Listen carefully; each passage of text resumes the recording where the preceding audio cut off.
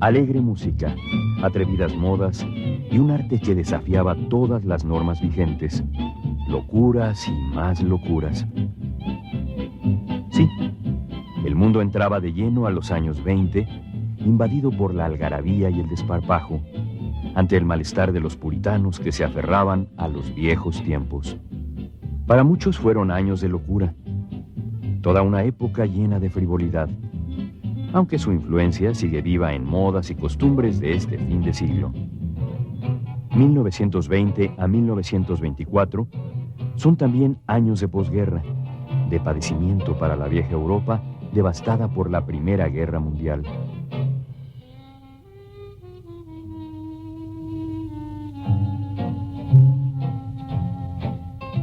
Son momentos que aprovechan los vencedores, los Estados Unidos, para imponer sus condiciones. Son el inicio del sueño americano, de un nuevo orden mundial basado en el dólar y el libre comercio, de un mundo saturado de nuevas mercancías e ingeniosos inventos. Era la modernidad y había que vivirla. Y los pueblos pobres, como México, también participaron, solo que viendo cómo su petróleo, su café o su tabaco eran saqueados por las transnacionales, pues se necesitaba en Nueva York, Londres y otras ciudades del primer mundo.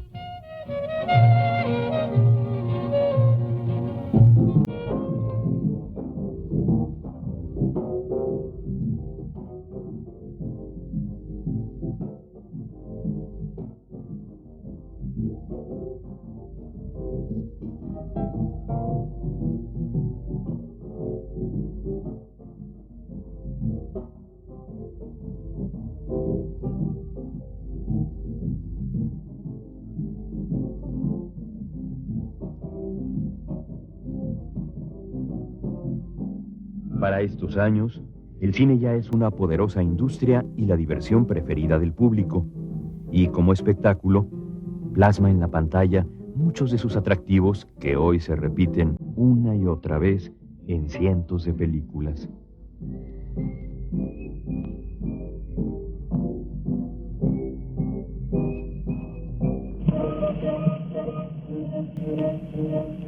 Con mucho ruido e interferencias, la radio comienza a ser una realidad, y los fonógrafos y los discos se producen en serie.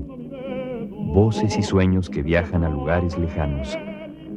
La moderna industria de la cultura sienta sus bases, su poder y su influencia.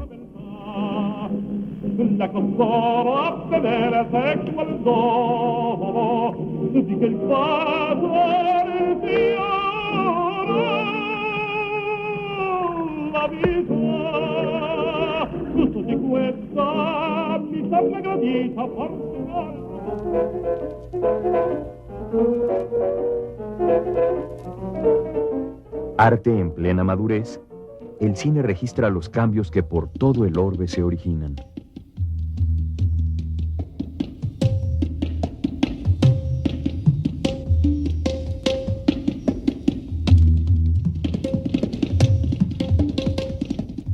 Y los cambios enseñan que el viejo colonialismo se derrumba ante las luchas de sus antiguos esclavos que exigen independencia, ser dueños de su propio destino. Cuestión que, al parecer, nunca han entendido las naciones civilizadas, o sea, las poderosas.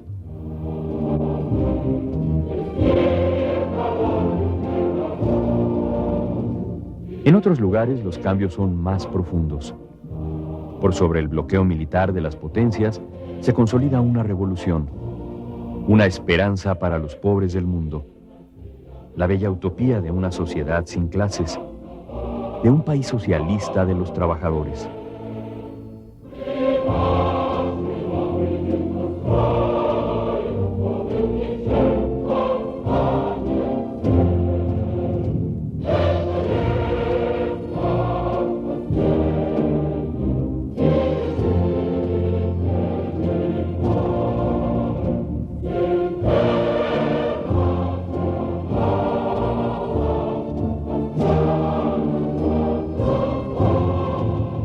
La experiencia soviética cala hondo en el pensamiento y la acción. Muchos se suman a la nueva causa y luchan por un mundo nuevo. Otros, los dueños de la democracia y el poder, la consideran su enemigo principal y la combaten.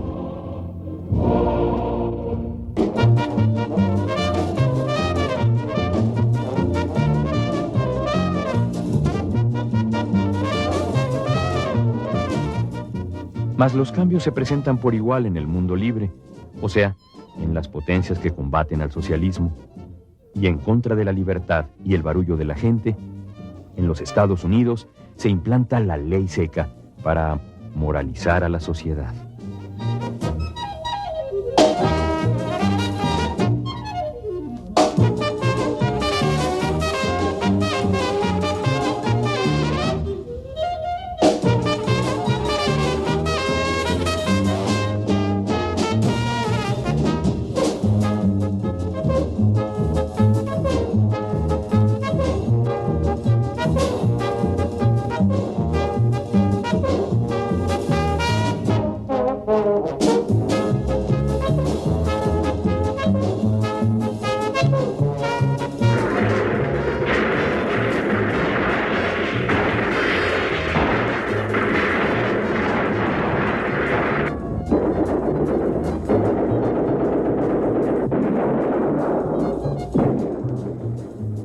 Resultado de la antidemocrática prohibición, surgen los gángsters, que con métodos muy poco civilizados crean un verdadero imperio y un inmenso poder que dura hasta nuestros días.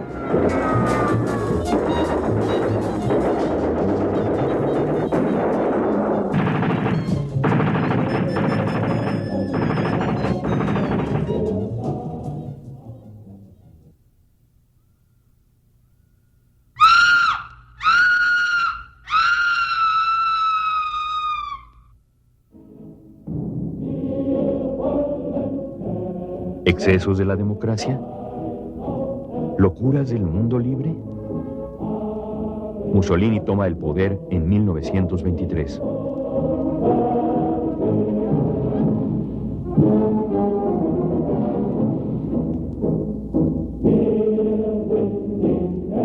En 1924, Hitler organiza una rebelión regional. Las potencias callan. Según ellos, el peligro para la humanidad es el socialismo. Von dieser polnischen Armee westlich dieser Linie steht, wird in wenigen Tagen kapitulieren, die Waffen strecken oder zerschlagen werden.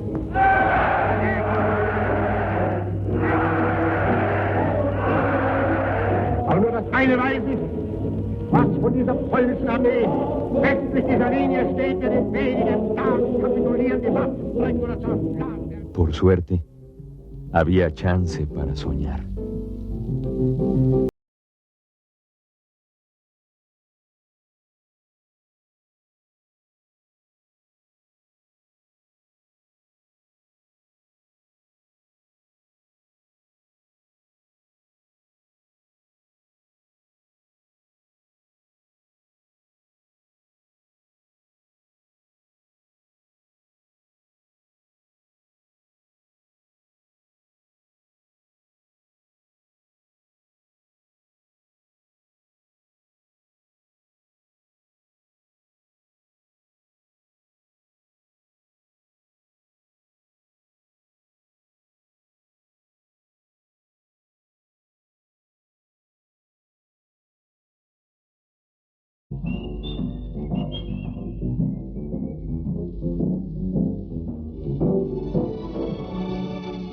...1920, Estación Aljibes, Puebla.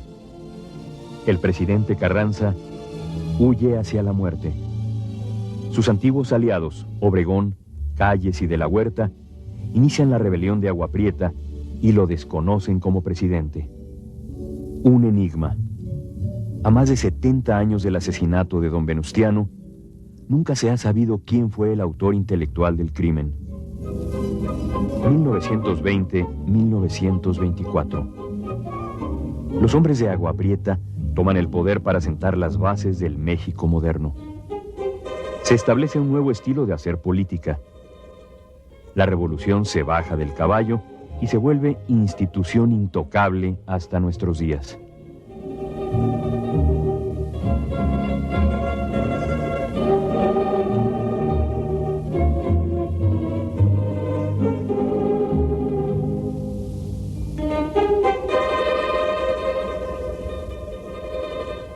Para entonces el país tenía más de 14 millones de habitantes y en las ciudades ya se cantaba la música de Tata Nacho, Esparza Oteo y Manuel M. Ponce. En el campo, donde residían las 2/3 partes de la población, más de 8 millones de mexicanos vivían de milagro. Según el censo oficial, carecían de todo.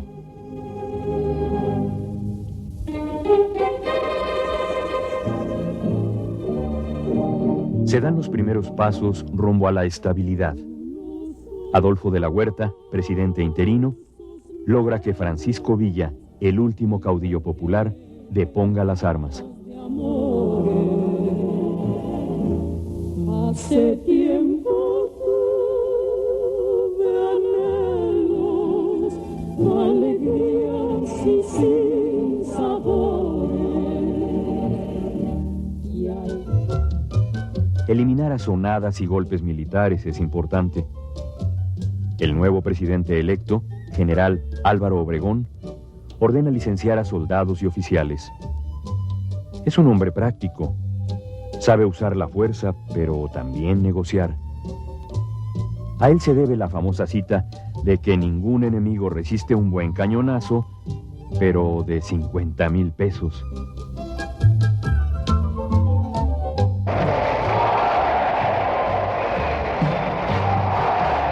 ...1920-1924... Gaona también corta orejas y rabo. Se diversifican las diversiones.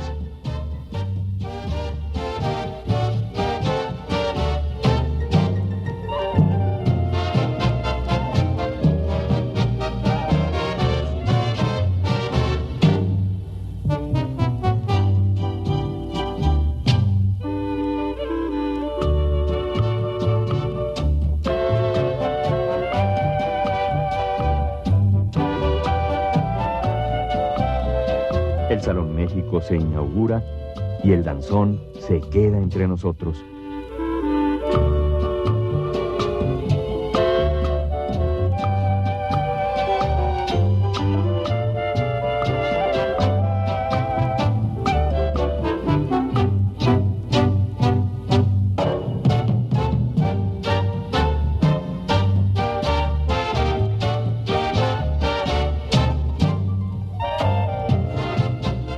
Claro, si usted no tiene dinero, tiene toda la libertad de irse a Chapultepec a ver el concurso de la India Bonita o dar una vuelta en el trenecito.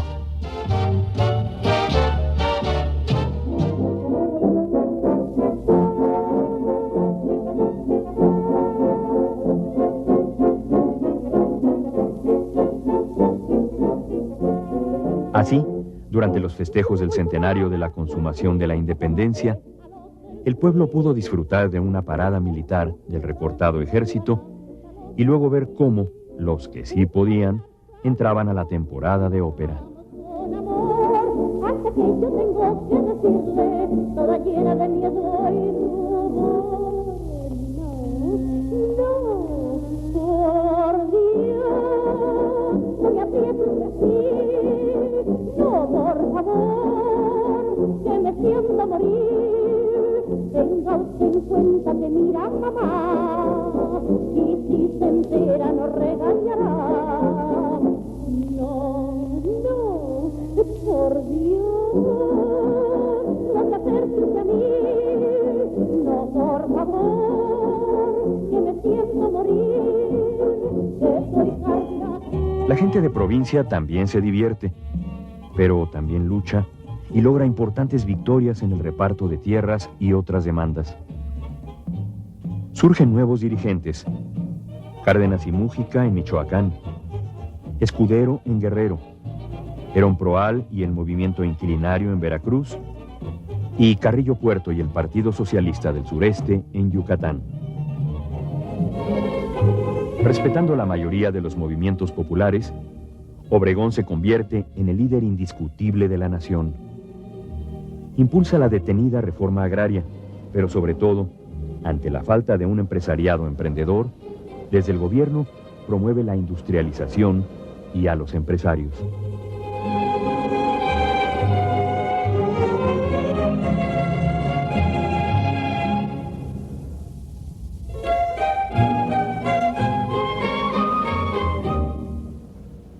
Con visión de futuro, a través de la CROM y de Morones, un corrupto dirigente sindical, controla el incipiente movimiento obrero.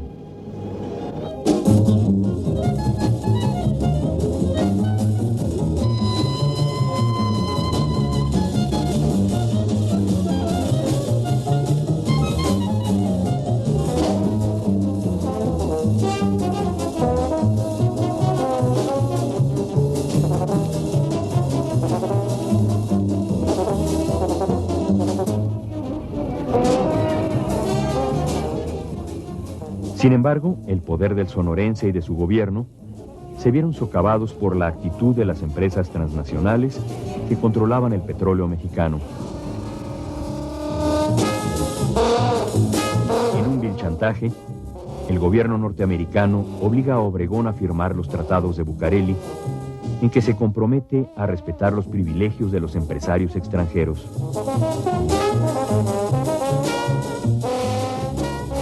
A cambio, México recibe el reconocimiento del gobierno norteamericano y la promesa de un mejor trato en la negociación de la cuantiosa deuda externa.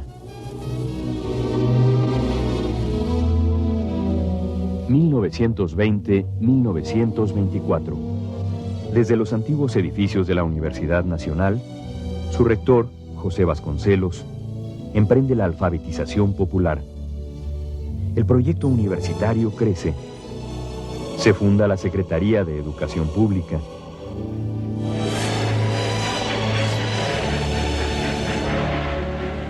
Igual que durante la Revolución, cientos de maestros, los misioneros culturales parten a los poblados más lejanos a unirse a los campesinos.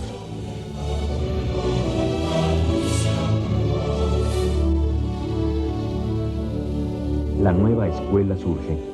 Se le nombra Casa del Pueblo y es lugar para el estudio, las fiestas y para analizar los problemas de la comunidad.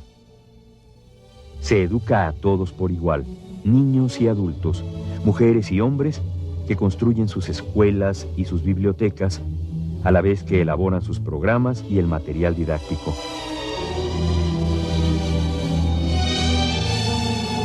Se trata de una verdadera revolución cultural que el Estado apoya con grandes recursos. Es la revolución que se hace realidad en manos del pueblo y los maestros, sus principales actores.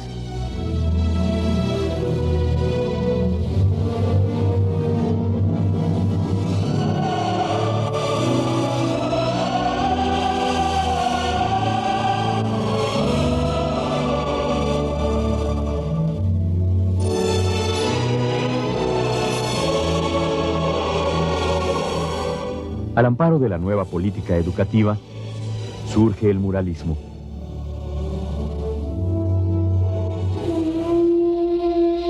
En grandes festivales se revalora la cultura de los pueblos indios.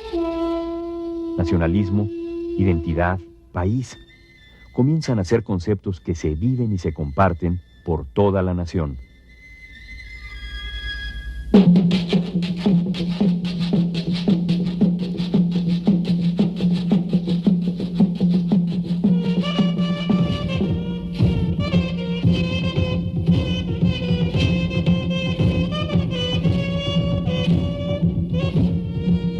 Otros hechos contrastan. Pancho Villa es asesinado en 1923.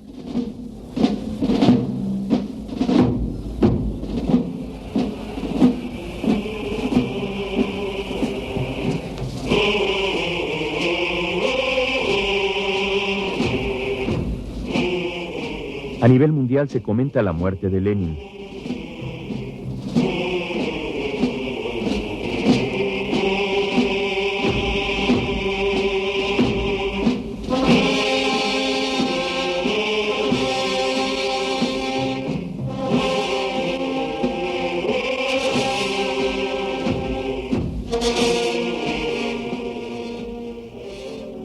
El autoritarismo y las desviaciones se apoderan del socialismo.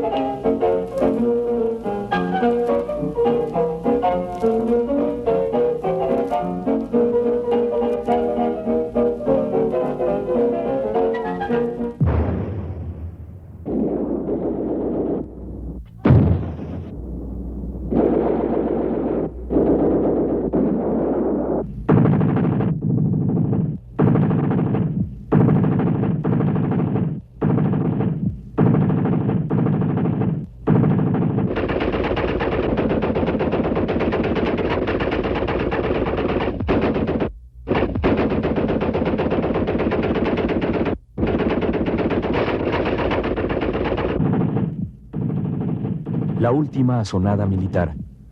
De la Huerta se subleva, en desacuerdo con Obregón, por la sucesión presidencial. En Ocotlán, los rebeldes son derrotados fácilmente, pero durante la revuelta son asesinados importantes líderes regionales como el yucateco Felipe Carrillo Puerto. En un clima de estabilidad y de prestigio para el gobierno federal, Obregón designa a su sucesor. Plutarco Elías Calles es el candidato oficial a la presidencia. El Partido Laborista, o sea, el de los trabajadores de Morones, lanza la candidatura.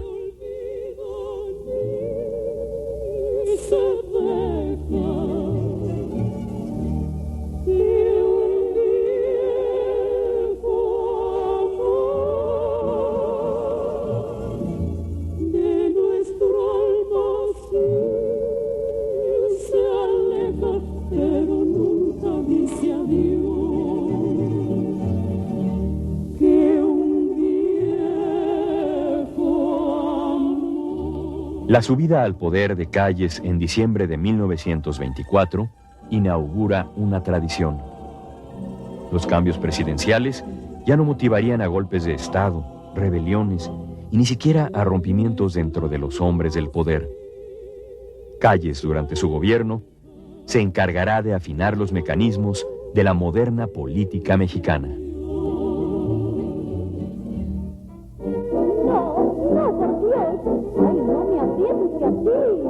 No, por favor, que me siento morir. Tenga usted en cuenta que mira mamá, y si se entera nos regañará. Las mamás cotorreando por las esquinas del salón, mientras sus hijas se hallan en brazos de un galán que está loco de amor. Cuando alguien les abraza para hacerles el amor, ella haciéndose la ruborosa, les contesta con mucho amor. No, por Dios, no me apriete usted así.